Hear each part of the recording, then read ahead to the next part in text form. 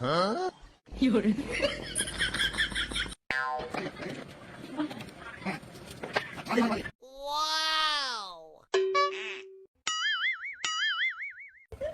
দাঁড়া, এদিকে সামনে সামনে। এই তোরা যেরকম চোরের মতো ভিতরে ঢুকতেছু, তোদের না আজকে এসএসসি রেজাল্ট দেওয়ার কথা, আর সেই জন্য আমি চেয়ার পেরে এখানে বসে আছি। আর তোরা না কয় চলে যেতেছু, কয় কার কি রেজাল্ট আজকে বল। আব্বা আসলে রেজাল্ট মোটামুটি ভালো। ভালো মানে রেজাল্ট কি সেটা ক। আসলে আব্বা আমি পাশ করছি। কি শুনাইলো রে? আব্বা আপনি কি হলো? ওঠেন। কি হলো আপনার?